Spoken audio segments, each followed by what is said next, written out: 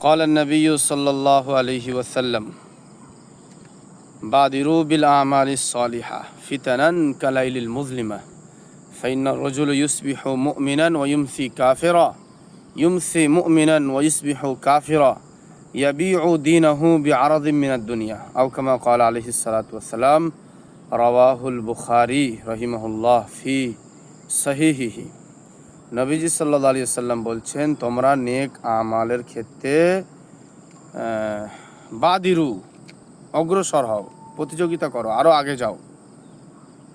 কেন? একটা সময় আসবে যে মানুষ সকালবেলা মুমিন থাকবে, রাতে কাফের হয়ে যাবে, রাতে মুমিন থাকবে তো সকালে কাফের হয়ে যাবে।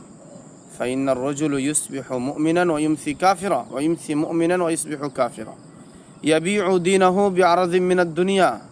দুনিয়ার কিছু লোভ লালসার কারণে নিজের দিনকে বিক্রি করে দেবে, নিজের ঈমানকে বিক্রি করে দেবে। এই জন্য আজ আমরা দেখছি সমাজে সুদ, ঘুষ, জেনা কিছু থেকে মানুষ নিজেকে বাঁচাতে পারছে না। কেন? সেই সব লোভে পড়ে, লালসায় পড়ে, বিলাসিতায় পড়ে নিজের ঈমানকে বিক্রি করে দিচ্ছে। নিজের ঈমানকে হেফাজত করুন। আল্লাহ আল্লাহর রসুলের বলে দেওয়া লাইফ স্টাইল, জিন্দিগির তৌর তরিকাকে নিজেদের জন্য আপনায়ে নেন।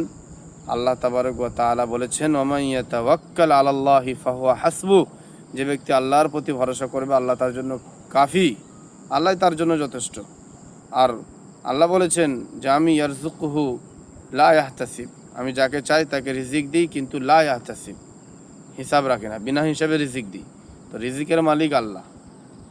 আল্লাহ তাবারক ওয়া তাআলা আমাদের ঈমানকে মজবুত রেখে সুদ, ঘুষ, জিনা, হারাম সমস্ত রকমের অপকর্ম থেকে দূরে থাকা তৌফিক দিক। আমিন।